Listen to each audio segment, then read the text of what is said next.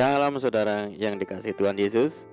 Dimanapun Anda berada, saya menyapa saudara yang ada di Indonesia, dari Sabang sampai Merauke, dari Myanga sampai Pulau Rote, dan saudara yang ada di Malaysia, Taiwan, Kamboja, Hong Kong, Rusia. Senang berjumpa kembali, menjumpai saudara semua. Saya percaya kita semua tetap dalam kasih dan perlindungan Tuhan kita, Yesus Kristus. Haleluya.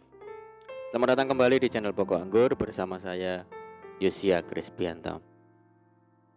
Mari saudara, sebelum kita bersama-sama merenungkan firman Tuhan, terlebih dahulu kita akan berdoa. Bapa di surga, Bapa yang baik, Bapa di dalam nama Tuhan Yesus, kami bersyukur buat segala kebaikan-Mu hari ini ya Tuhan.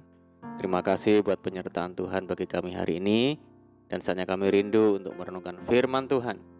Ajar kami ya Tuhan untuk mengerti dan memahami segala kehendak Tuhan bagi kami. Mari buka rahasia firman-Mu ya Tuhan saat ini dan terangi hati kami dengan firman Tuhan. Terima kasih Tuhan. Ini doa kami hanya di dalam nama Tuhan Yesus Kristus kami berdoa. Amin. Puji Tuhan. Baik saudara, kita akan membaca di dalam Ulangan pasal 11 ayat yang ke-26 sampai 28. Aku memperhadapkan kepadamu pada hari ini berkat dan kutuk. Berkat apabila kamu mendengarkan perintah Tuhan Allahmu yang kusampaikan kepadamu pada hari ini, dan kutuk jika kamu tidak mendengarkan perintah Tuhan Allahmu. Saudara, semua manusia di bumi ini tanpa terkecuali pasti ingin memiliki kehidupan yang diberkati, sehat dan penuh dengan sukacita. Semua perkara yang mengacu pada hal-hal yang baik itulah yang disebut dengan berkat. Sebaliknya, tidak seorang pun juga yang ingin hidup menderita, hidup miskin, sakit-sakitan, dan sebagainya. Semua perkara yang mengacu pada hal-hal yang buruk, itulah yang disebut kutuk. Berkat adalah lawan dari kutuk. Jarak antara berkat dan kutuk hanya dibatasi oleh satu kata, yaitu ketaatan. Untuk itu, mana yang saudara pilih? Berkat atau kutuk?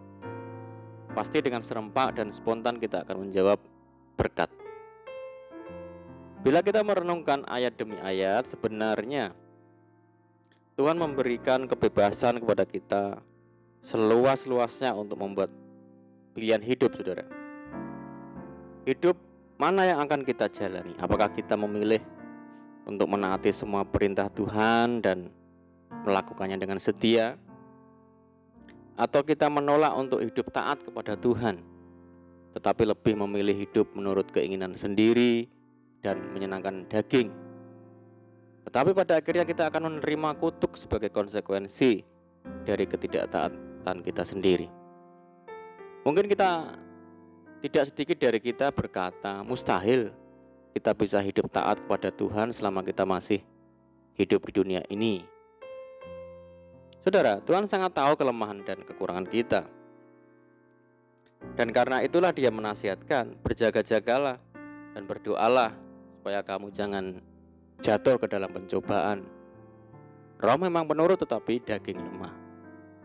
Kita diingatkan bahwa roh memang penurut tetapi daging ini lemah. Ini adalah kenyataan hidup manusia yang sudah Tuhan ketahui, saudara. Namun, itu bukanlah alasan bagi kita untuk hidup di dalam ketidaktaatan kepada Tuhan. Kematian Tuhan di atas kayu salib adalah bukti kasih dan kepedulian Tuhan kepada kita. Olehnya, segala kutuk dosa, penyakit, kemiskinan, kelemahan, dan sebagainya telah ditanggungnya. Tuhan juga telah mengutus Roh Kudus untuk menolong kita, sehingga kita dimampukan untuk melakukan apa yang menjadi kehendak Tuhan. Dengan begitu, jikalau kita ingin menikmati berkat-berkat dari Tuhan, hanya ada satu pilihan, saudara, yaitu hidup di dalam ketaatan. Musa hendak menegaskan dan meyakinkan orang-orang Israel bahwa mereka adalah umat pilihan Tuhan. Mengingatkan lagi bagaimana Tuhan memimpin dan menyertai mereka melalui padang gurun dengan peristiwa-peristiwa besar yang telah dikerjakannya sebelum ia menyerahkan tongkat estafet kepemimpinan kepada Yosua. Musa juga mendorong mereka terus berjuang sampai janji Tuhan tergenapi, yaitu tanah Kanaan. Karena itu Musa memperhadapkan mereka kepada pilihan hidup.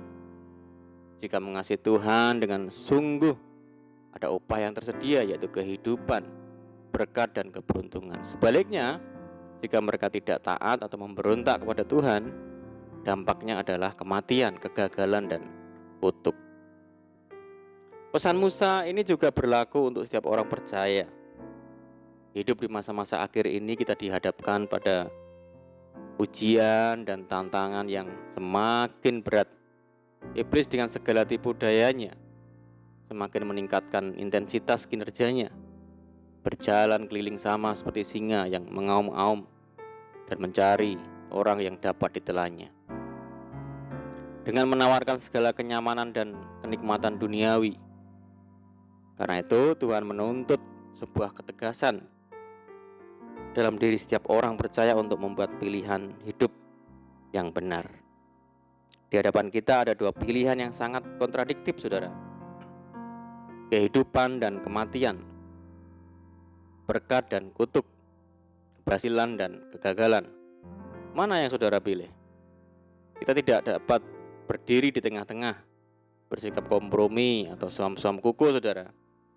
Tuhan yang kita sembah adalah Tuhan yang baik dan berlimpah kasih. Karena itu, Ia tidak menginginkan anak-anaknya mengalami kematian, melainkan kehidupan dan keberhasilan.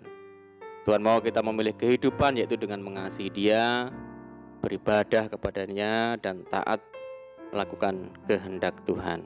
Mari saudara, kita tentukan pilihan kita saat ini, yaitu dengan dan jangan ragu untuk memilih berkat, kehidupan, keberhasilan. Dan kita siap untuk hidup taat dan mengasihi Tuhan dengan sepenuh hati, sehingga hidup kita dikuasai berkat dan kehidupan sepanjang masa. Amin, puji Tuhan. Mari kita berdoa. Bapa di surga, Bapa di dalam nama Tuhan Yesus, terima kasih buat firman-Mu. Ajar kami Tuhan untuk memilih berkat hari ini, yaitu dengan melakukan segala kehendak Tuhan, mengasihi Tuhan, hidup taat kepada Tuhan, sehingga berkat, kehidupan, keberhasilan menjadi bagian bagi kami. Terima kasih Tuhan.